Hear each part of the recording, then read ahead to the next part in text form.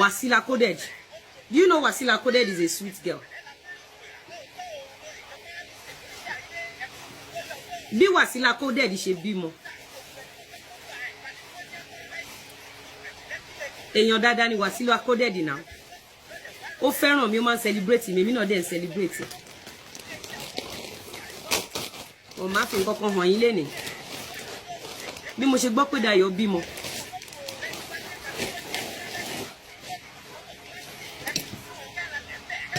Mo ti mọ̀ pé Ìyábọ̀ Òjó máa fẹ́ lo against me.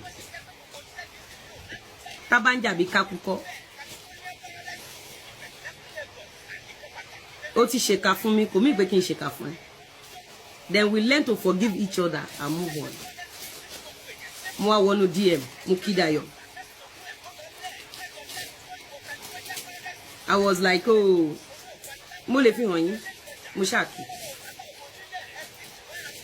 Kò sọ̀rọ̀ tí Dayọ̀ rò sọ sí mi tán ní DM.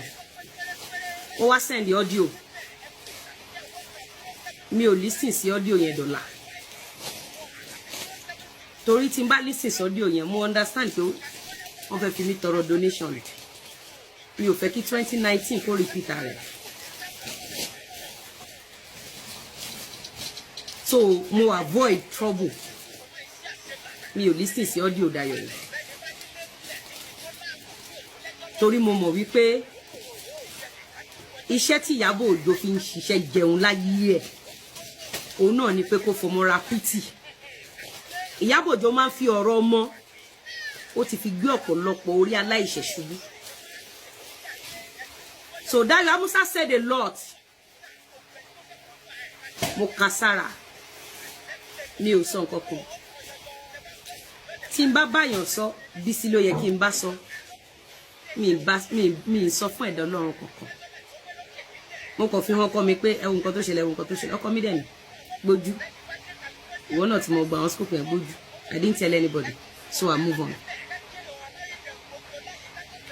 Then throwing of shades. Ẹ rántí ìgbà tí àǹtí láti ní oyún òkan, a lot of shades. I don't care.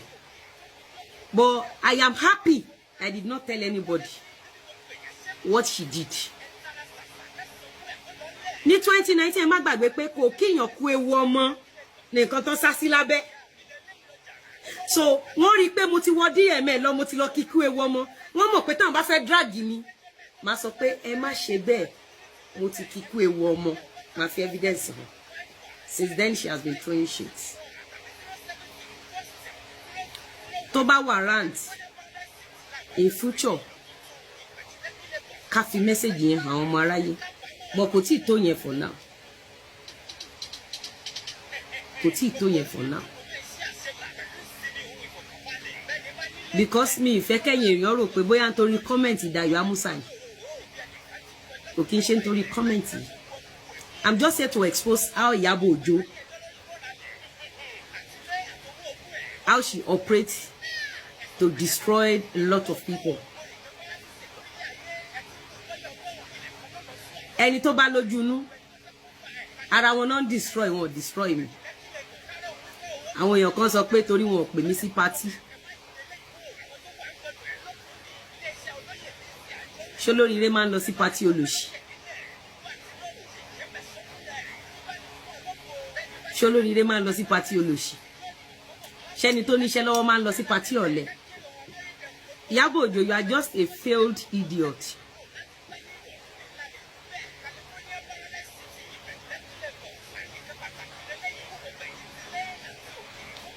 Ṣẹ́rí ẹ lọ wo gbogbo àwọn tó ṣe kéèsì Ìjẹ̀ṣà.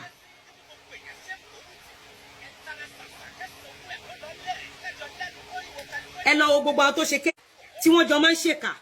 Ẹ rí pé ìtorí ẹ̀ lọ́lọ́run ṣe padà lẹ́yìn wọn. Let me tell you a small story. Bá ṣe wo story yẹn lọ, ẹ máa bá mi gbádùn aṣọ ẹ̀. Ẹ máa bá mi gbádùn aṣọ ẹ̀. Ẹ̀yin èèyàn wa, ẹ ti gbọ́ bí Lizzy Anjorin bí ó ṣe sọ̀rọ̀ nípa Wasila Coded, tí ó tún sọ̀rọ̀ nípa Dayọ̀ Amusa. Kí ni ẹ lérò nípa fídíò yìí? Nǹkan tí ẹ bá lérò, ẹ jọ̀wọ́ ẹ tẹ̀ sí comment section ká lè sọ̀rọ̀ nípa rẹ̀.